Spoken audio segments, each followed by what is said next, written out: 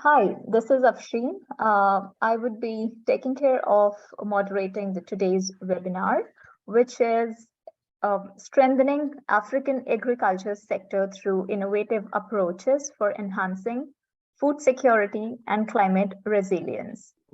So we know that extreme weather conditions and social crises are intensifying food insecurity and shortage across the sub-Saharan Africa region. And this is creating an fragile food supply chain, which poses a serious threat for farmers who are dependent on their crops, and ultimately the communities depend on them, and ultimately it affects the country. So, climate proofing agriculture should therefore be paramount on the food security agenda. So, for this reason, today joining me are our distinguished panelists, Eric Kemungui. He is CEO at CropLife Kenya. We have Avinash Kazinathan. He is CEO at Sensa, which is a way cool enterprise. We have Isaias Lemahai. He is the CEO of Crop Development Department at Ministry of Agriculture in Ethiopia. So first, I would like to begin with Eric. Eric, because you are representative of crop protection products in Kenya. I would like to understand that how are you contributing in safeguarding the smallholders and building their crops resilience to climate change and promoting preservation of biodiversity as well? Thank you very much. On smallholder farmers, as it were, constitute the biggest percentage of farmers, not only in Kenya, but in sub-Saharan Africa. And while we recognize the fact that they produce food as farmers, also we need to recognize that agriculture is two-sided. One is agriculture is affected by the climate change, and also agriculture affects or contributes to climate change. Understanding that, then it puts production of food, first of all, or agriculture and livelihoods of farmers at stake. So both sides, that there is a contributor and also is affected, and farmers facing a challenge, and the challenge is escalated upwards, upstream up to the government level in terms of food security. So one of the things we realize that the farmers are first in between a hard rock and a hard place in terms of making decisions. As an industry, we support farmers, first of all, in farmers understanding the impacts of the agricultural practices in terms of how they contribute to climate change, and two, helping them develop innovative ways in which they can adapt to climate change if they cannot stop climate change happening. And through this is about technology and innovations. As CropLife representation, which is a member organization for companies involved in R&D and distribution of pest control products and associated technologies, we provide knowledge to farmers in terms of doing that and provide the actual technologies. One of the technologies with our associated is farmers who get seeds, for example, the plant funding of spreading seeds, breeding for climate adaptation, tolerance to drought, water use efficiency, the pest and disease tolerance. Those are some of the issues that, while they impact on the overall use of the crop protection products, but they provide resilience within the cropping system that farmers can tolerate the pests and everything else. Two, we provide innovations that protect crops so that farmers can continuously use increased production so that there is no need for them to go and transform other areas like forest, the riparian areas for production. If you can increase production per unit area by using modern technologies, high-yielding varieties, and protecting crops from diseases and pests, then farmers can produce higher, sell to the market, and create linkages so that they can do that. In doing that, we also secure farmers and link them to value chains. Smallholder farmers are now linked to world economy. They're doing trade, they're doing export. While it provides for them to get resources, they get higher, better prices, it improves their livelihoods, and therefore resilience. They can tolerate that and also have access to better inputs.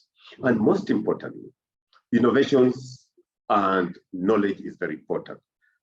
farmers must get the knowledge that assists them into farming practices. How do they plan their farming, their cultural practices, and how then also do they utilize that knowledge in terms of responsible use of those crop protection products. Remember, if you are going to use the pest control products, pest control to control your pests, you need certain knowledge. And under our stewardship program, we make sure that farmers get access to only approved products. Innovations that have been tried elsewhere, in Europe, in the US, we make sure that they get them in the right pack sizes they can access. Smallholder farmers require up to, for example, 10 mils or 50 millimeters of a product, you can remember. So we go up to that level to make sure that farmers are accessing the right inputs. And what do I mean by right inputs? First of all, they must be quality. They must be approved by the regulators in country. We have the pest control products board that regulate this particular product, ensuring that they have the right quality, the risk assessment has been done, they are safe for the farmer to use, and all the information is available for the farmer to use. Through that process of the inputs value chain, which is integrated, involves even fertilizers, it includes seeds, then we make sure that farmers access and make use of it. That way, farmers get tools that make them adapt to climate change. And we can see the manifestation of climate change. One is, salinity, reducing productivity, impacting the soil health. We have mechanisms which will restore health, telling farmers to increase the knowledge and understanding that the soil is very important, then they have to take care of it. And also making sure that drought-tolerant varieties are there to adapt. The another thing is that the episodes of pests and diseases, we are seeing a resurgence of pests that were traditionally not a big problem in this part of the world. And therefore, we also make sure that farmers access inputs that will make sure that they control that. There isn't locust use, so we have fall armyworm. We are seeing episodes every year coming up with new pests and diseases. And for us to make sure that we take care of the farmers, we make sure that they access those inputs, they access the seeds, we give them digital technology so that they can predict the changing weather patterns so that they can early preparation and early warning systems are integrated into the entire value chain. And most importantly as well, with the various value chains, we make sure that farmers continuously access those markets by working to eliminate issues of trade and tariff barriers, particularly to access to inputs, access to markets, which is continuously changing. So we keep abreast to farmers to understand the market requirements so that they can access the inputs to do that. In doing all this, we must do it in the context of sustainability. And by sustainability, we must use all these technologies in a more responsible way, where we take care of the biodiversity.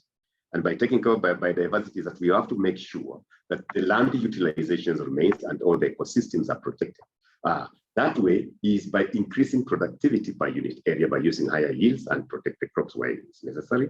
And also by putting mechanisms that we are bringing product innovations that are safer to the environment. And this takes care of the ecosystem products that are better to be utilized. Precision farming, where we utilize like seed treatment technologies, for example, where we put seeds in the soil and we don't have to put area application. Technologies like drones in applications, in monitoring and predicting the environment, eliminates chances in which way you can just put, so that you use only products that are responsible. Integrated pest management, where farmers can utilize crops, various technologies in management of pests, cultural, biological control. As we speak now, we have a regulatory mechanism where biological control, and 25% of products registered in Kenya of biological plant origin. So it's natural, it's a consolidated and integrated approach in the management of pests and crops. And this, in the event, we take care of the pollinators, which are responsible for fruits, pollinators, bees, butterflies, and also all of things, we take care of them. Elimination of expansion to other areas, even tree planting exercise, as a way in which you can cultivate restoration of ecosystems that have been depleted and maintaining a forest cover. And all these provides opportunities for conservation. Further, our technologies, like for example, glyphosate, facilitates zero tillage. And remember, when you were doing zero tillage, there's less disturbance of soil. You are therefore taking care of the soil ecology very well, and also reducing the carbon sequestration. And by so doing, also you are eliminating the amount of diesel that you use in terms of plowing and also hardening. So there are quite a lot of innovations that we work with farmers. Most importantly, these ones cannot be delivered single-handedly. is all public-private partnerships that we work with government and various stakeholders in delivering all these interventions to make sure that farmers can continuously remain on the farm, they can continuously access better prices to build their resilience, they can continuously remain in the field to provide to grow for us, because farmers are very important to provide food security for the nation and for each and every Kenyan and the world at large, and to make sure that they're more sustainable in going forward. And also we, as an industry, we look forward in the changes in terms of the technologies, and we start preparing the regulatory systems, work with regional country regulatory systems to make sure that it's also resilient in terms of adapting to the new changes or emerging issues, that we can actually handle emergencies quicker, faster, and in line with international standards. Thank you very much. Thank you so much, Eric. I think you gave a very clear picture of what you as an organization are doing, creating a link between all the technologies and innovations that are coming to you and then providing them to the smallholders. And additionally, how you are preserving the biodiversity by executing or implementing the technologies that are most suitable for the biodiversity preservation. Absolutely. So coming to Avinash now, because Eric also mentioned about the supply chains, and he also told about the technologies, how efficient and important technologies are throughout the whole ecosystem. Let's talk about, say, out of many reasons, Avinash, food loss and waste is a major factor that is impacting the food and economic insecurity. Hunger, and also it puts pressure on the limited resources that are available in a country like Africa. So do you think that the digital tools will act as a game changer to reduce this pressure, and also this will strengthen the agriculture status of Africa? Sure, thanks, Safshin. I think we do a lot of work across the world in terms of looking at how do you grow better, how do you grow sustainably, how do you optimize your yield, etc., and improving the productivity of the crops to get a lot more food.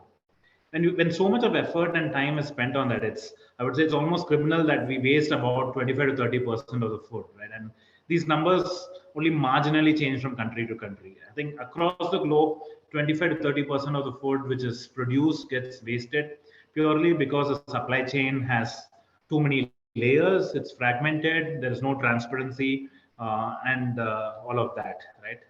Given this, I think what is important is if you go back to understand why there is food wastage. A is because there are so many players in this platform. You have farmers, you have processing players, you have different aggregators, different disaggregators, packaging players, all of that, right? And there is very little understanding at the supply end or the growing end in terms of what the demand is, where and when the demand is as such. And also that given that each of these players has their own contributions and their own value additions, it becomes very difficult to understand predict what reaches the end customer from what actually is grown. So that is the need for having one common digital platform, right? And in any field, a digital platform or a technology supporting a technology-led platform basically assures of 2-3 things. One, it brings in transparency across the ecosystem. Second, it helps bring in enough data to create efficiency at not just each of the layers, but an optimization across all of the players in the ecosystem.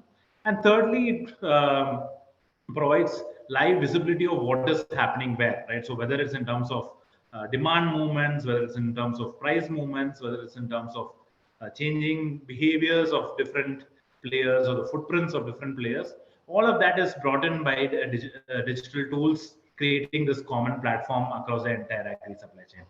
So therefore, I think this is something which is very essential, not just, as I said, to help make decision making and create transparency, which will reduce the wastage a lot, but also this can be taken to the next level as well, right? For example, all this data of how the demand is and the consumers are helps us predict not just what they would like to have. And intuitively, if you think that, it's not very surprising that actual food demand is very inelastic, but it's food supply which has got all of its vagaries because of all these elements. But nevertheless, I think it helps us understand the demand very well. It also helps the data also helps us understand what could be proxies, what else can be eaten in terms of the same nutrition and the same taste, which could be preferred by the end consumers, which would have more sustainable and say shorter food miles based supply chains running. So the platform is not really essential and basic to be able to I think first put a check in terms of how much of food is being wasted, how do you efficiently grow and transform food, but also in terms of longer term repercussions in terms of what are some of the supply chain footprints which can be modified, which can make growing and existence more sustainable, while at the same time catering to the needs of the consumers' needs and even the wants of the consumers itself. Thank you, Avinash. So yes, I think Stensa as a technological system would definitely help in reducing the food loss, but also taking care of other aspects of the supply chain, wherein catering to the farmers, to the suppliers, and also the distributors. It will properly assess what are the requirements and the needs of the consumers. So yes, now, Sayas, I would like to come to you and ask you, because Eric and Avinash mentioned about some of the innovations and solutions they were talking about. So because now these solutions are available to us, how can we ensure, because you are a part of a government organization, you're part of the ministry, tell us that how can we ensure the collaboration between businesses and accelerators. By accelerators, I mean the government officials and the organizations that work as an umbrella for agriculture industry. And we can also ensure that their alignment to streamline integration and make solutions simple for farmers, as well as to accelerate the action on ground. How can we do that? Says you need to unmute yourself. Okay, thank you very much. From the points which are raised by my colleagues, I think we have to look how to integrate, create collaboration among government and business persons, as well as accelerators, can be done through different methodologies, but especially we have to focus on creating collaboration. I think there are about 4 systems out there. The first one is I prefer that creating a strategic alliance, that is which both have an agreement between them, and they are independent. The government is independent, as well as the private sectors or accelerators are independent. So they can temporarily combine resources, efforts together for strategic goals. That is the best way to create strategic alliance. Is one of the best way of creating collaboration among government and the private sector. So with that, if we do in that way, because mostly resources limited, if we temporarily combine our resources or bringing together, government can do the policy issues, other creating enabling environments. The private sector can bring technologies for the farming community as well, delivering their service to these people. So to these people. So that is one of the things. Like the second is the portfolio system, which is a collaborative arrangement, having understanding of creating benefits of creating of alliance. Now, interested groups can go long distance with this, like sustaining their benefits for longer. Alliance begins to be centrally managed, and the practice of building portfolio gained ground just in this system. In portfolio management is also about that they can create best practices are taken from this collaboration. Experiences will be used to strengthen this one. The third one is innovation network. When we create innovation networks, that is one of the creating alignments. In this one, network can include groups of different accelerators can be involved, government, private sector, input suppliers, because in the agricultural value chain, we can start from input supply to marketing. So in the input supply of the seed, the fertilizer, the chemicals will be what parts of these are firms who are mostly private sector supplies. When you go to the production level, we will find them, the service providers are the main component, especially the mechanization, the extension service providers will come as well. And the pesticide application, capacity building, other things which are being divided with the government and other development partners will be had. So this one is that is innovation networking is the best one, which my preference. So if we do create innovation networks among groups, this is one of the modality which we can create this type of things.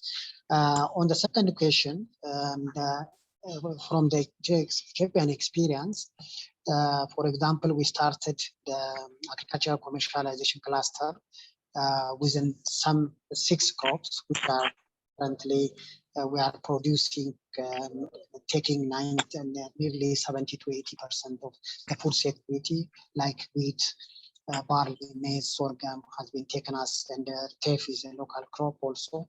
So we have taken this crop to start at the lower level. Now then, currently we have about 300 districts are covered, about 4 million hectares of land is covered by this agricultural commercialization cluster.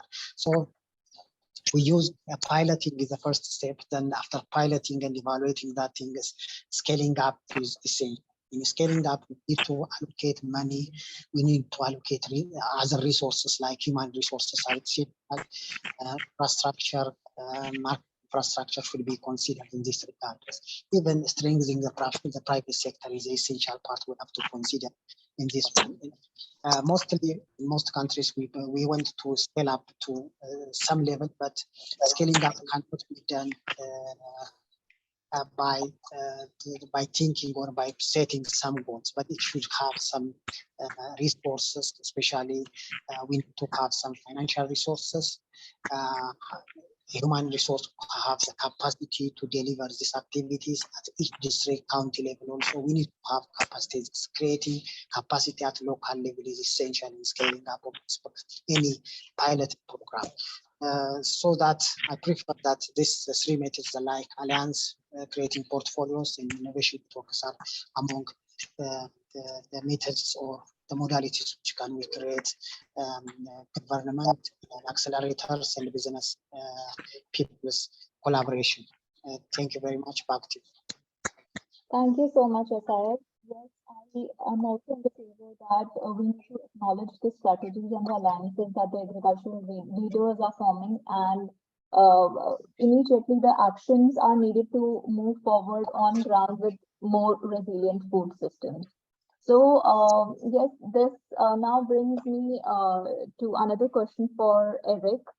Eric, I think you covered some parts of this, but what strategies are being devised to enhance the productivity and nutrition to support food security in Africa? Because, okay, food security is something else, but there is also important factor, which is food nutrition. The people that are getting the food should not just be sufficient, but it also needs to be a nutritious food. So what are the strategies are being devised in Africa to promote the nutritious food to the consumers? Thank you. One of the things is very important, food security is not a number. Food nutrition also should be done. Because when you look at the statistics, malnutrition is one of the challenges that is facing development of children and everything. So one of the things that is being done is diversification of production of first of all, in terms of nutrition, diversification of crops, moving away from the traditional food starch and looking at legumes, for example, as a source of protein. Becoming very important. Also, conservation of the natural traits of the traditional vegetables that can also be complemented with existing modern vegetables that can promote a healthier diet. Very importantly also is people are becoming more aware of the diets and the needs of their bodies, and therefore there will be a lot of knowledge generated in terms of being conscious on what we consume. But most importantly, the challenge facing majority of the people is access to food. First of all, enough food. The challenge ahead of us is actually, first of all, is to provide enough food to alleviate hunger. We have seen the issues of drought and everything else.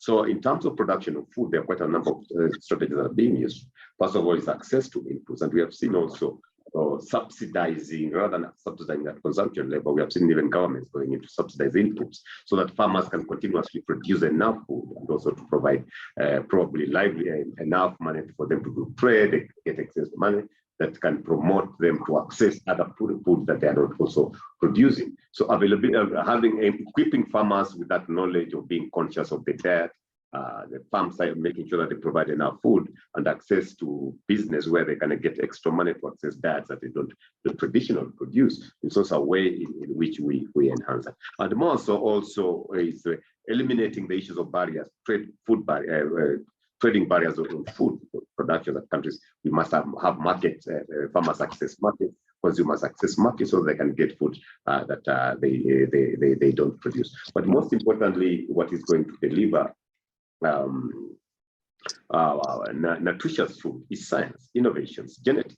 Is that people are breeding the food rich of vitamins, proteins, and everything else. You have seen also the challenges in access of animal proteins that with the rights to animals. Therefore, we need to start looking at what will be the alternative source of proteins in the event that we are going to have issues of animal rights and everything else. So all these culminates into having an enabling environment where farmers can access, farmers have the knowledge in terms of accessing inputs, people being aware of the traditional food, but still we do that understanding that the challenge, particularly where we sit, is that the most important aspect now is particularly accessing food, at least having 3 meals a day is a challenge. And the traditional foods that we continuously look, they have now moved into trade, and also that becoming political in terms of looking at certain crops in Africa, maize, for example, trading in Africa. So this is something that we really need to address. We need to address the markets. We really need to give farmers value so that farmers have a reason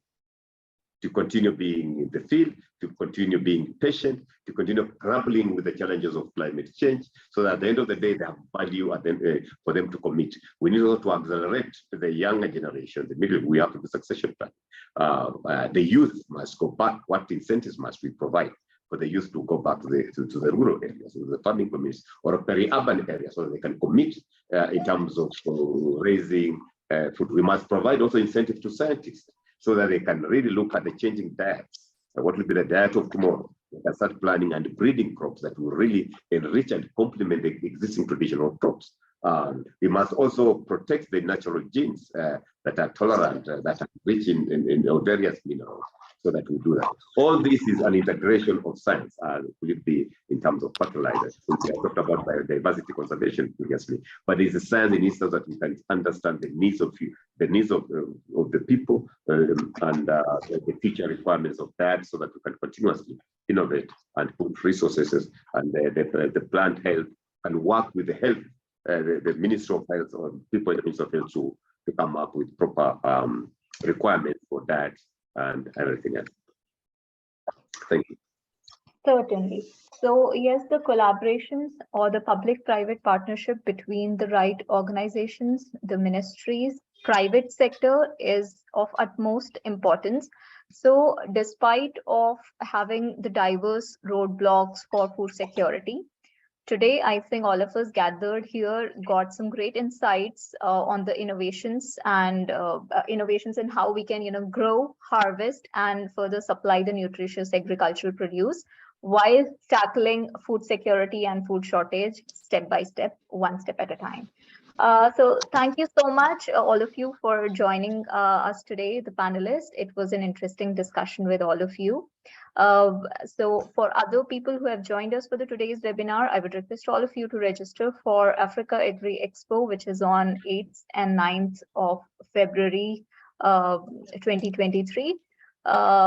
Sensa is our strategic partner. Avinash is a representative of Sensa, and SIS and ERIC would be our supporting organizations for the show, and they would be also there. So the policymakers, the private sector, the suppliers, and the solution providers, and of course, the farmers are also going to be a part of this show, because this show will ultimately provide a linkage between all these three sectors. Thank you so much for joining us once again. Have a great day.